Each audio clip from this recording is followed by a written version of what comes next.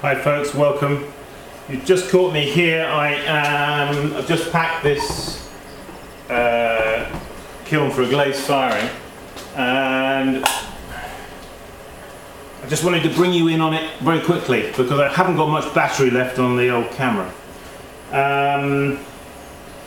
I've just lit the kiln. I've just got a couple more things to put here, a couple of Temku tankards. So I'm just going to go and get those very quickly. I'm kind of late with this kiln because I had a phone call and just when I didn't need one, but so we've got a couple of Temku tankards here. Well, incidentally, when you glaze, you may have a few pinholes. If you let the glaze dry a little bit, you can just give it a gentle rub.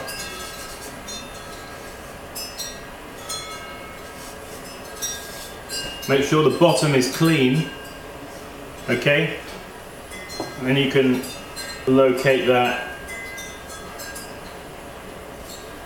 on your shelf.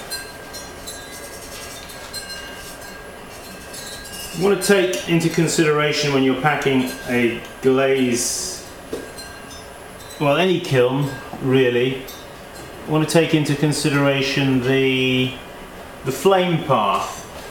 And you know, flames are coming up here over the top of the kiln, passing down through the wear. I want to make sure that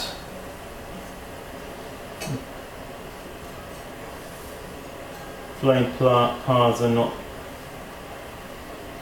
blocked in any way. I think I just caught that one there with my fingernail, so I'm going to have to just touch him up quickly.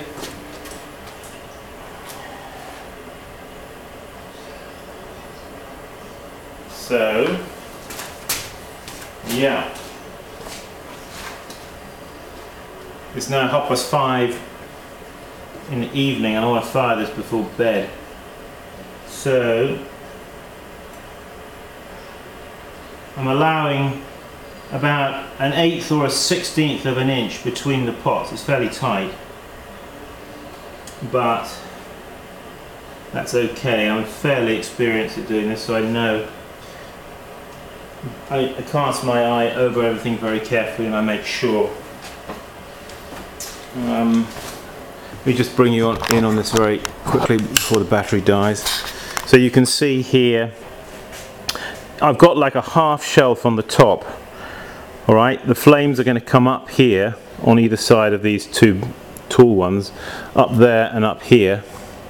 Okay, they're going to pass over the wear and then they're forced down.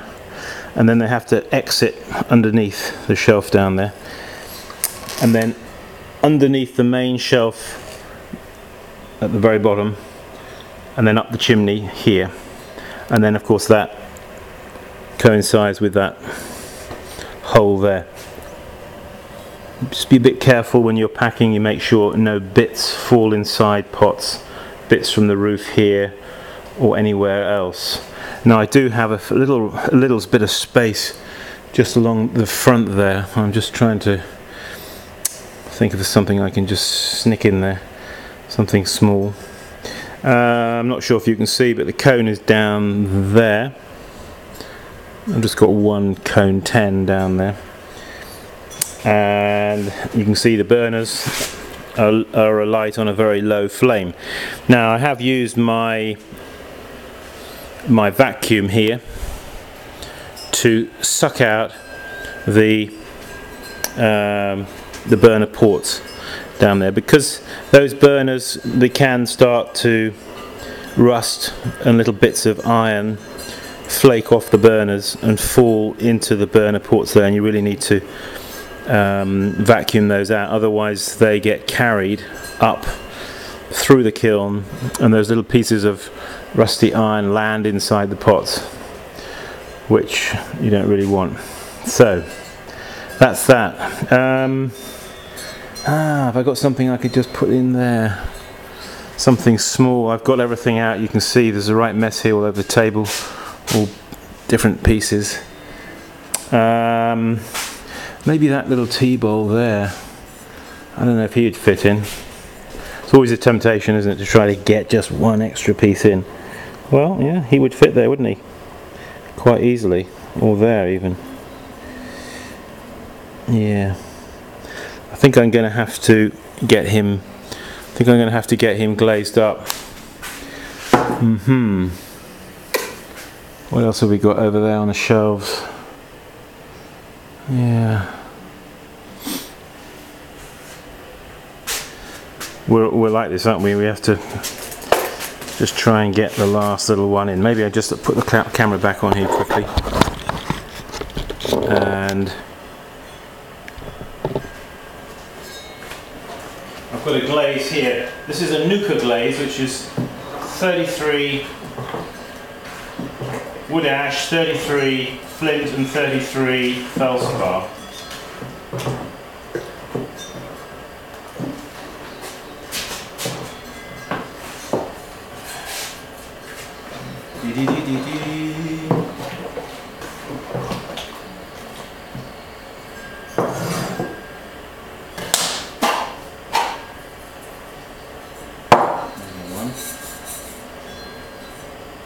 So I'm just going to dip him down.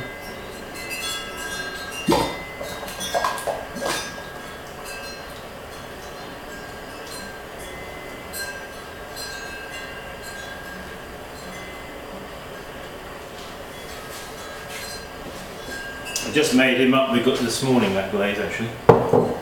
And yeah, let's quickly nip over to the decorating table. Sorry, if you're going to get dizzy, you may just get a bit dizzy right now because I've got to work fast here. So this has actually got a wash of white slip actually. I've just got some iron oxide here on a brush, which we're just going to do a little quick motif.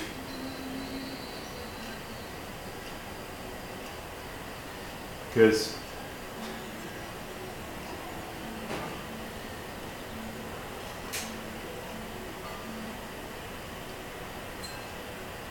yeah.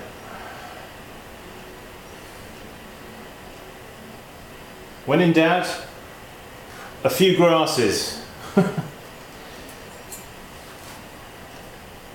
Decorating opposite to opposite. Okay.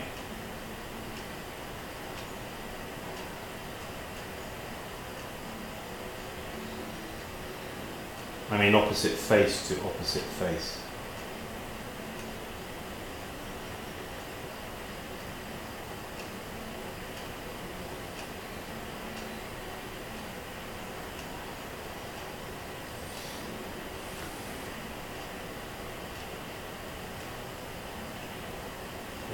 Love grasses. Don't you love grasses?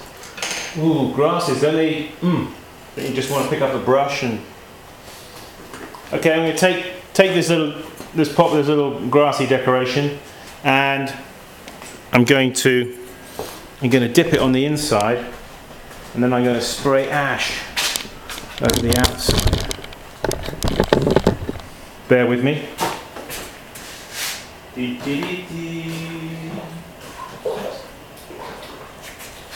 So I've got some, actually I'm going to do this one in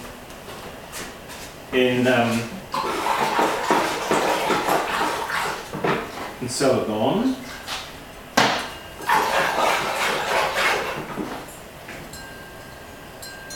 Just going to pour in.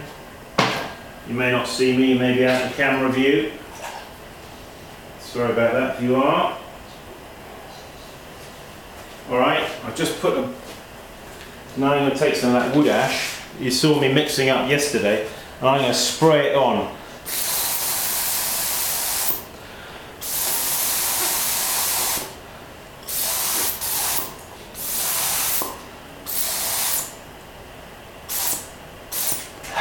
Yes. Okay, quickly, let's go to the kiln. La la la la la la la. There we are. Oops. We're back. We'll put that one there. Like that. Ho ho ho. Right. Oh, there was that other one we had, which we need to get in. This fella.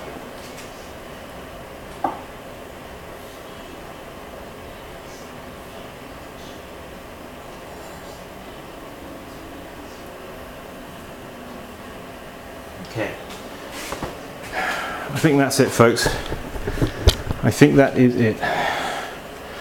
No more for now. What we're going to do is I'm going to drop the lid of the kiln. Well, not drop it, but you know, lower the lid. We've got the kiln alight, so let's lower.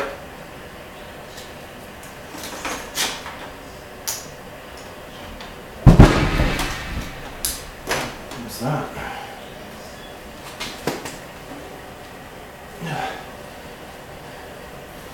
Now I'm worried about whether that's going to touch. No, not going to touch. Always have a stick like this you can put across.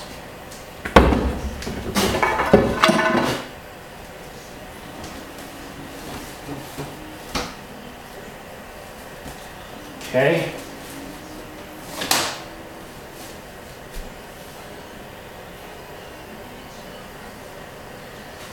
Oh, I know what that noise was. It was the top of the propane thing falling against the wall.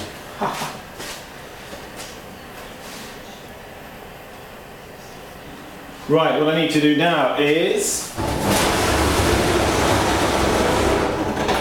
pull my chimney. This locates, you see, right on top of here, and it takes out all of the noxious fumes, removes them outside, out the window. And I can be in here and I hardly can smell the kiln. It does a very good job, I have to say. So, yeah. Put the spy hole.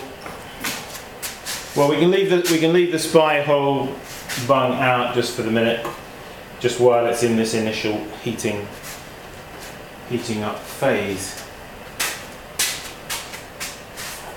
Turn the light out. Now, I did set the cone in clay yesterday, so should be dry. That's always the thing, is if you set your cone, put the cone in the soft clay while you're packing the kiln, you've got to start a bit slowly, you see. But as that's been done actually for a few days now, it'll be dry and we won't have any. There's a little bit of black sooty smoke coming out of the chimney at the moment, which is because the flame is a yellow flame and it's a very reducing flame. Okay, so what happens now is clear up, isn't it? Clear up in the studio. But there it is. That'll be firing now. Maybe we'll check in later and see how we'll give you a report later on as he fires. Okay. It's always a bit of a mess after a firing, and you've got pots everywhere, glazed buckets, and so sometimes what I like to do when the kiln is just firing now is just sort of put things on wearboards and put them out of the way and clear the decks a bit, you know. Okay folks, well thanks for joining us. Sorry it was a bit of a hurried clip, but yeah, as always, visit my website simonleachpottery.com and yeah, keep practicing. That's it. Oh, I've just seen a pot I've just left out. Dash. This pot was supposed to go in. I'll put him in a minute now. Okay folks, until next time, as I said, keep practicing. Join us for a powwow on Powwow. Bye bye now.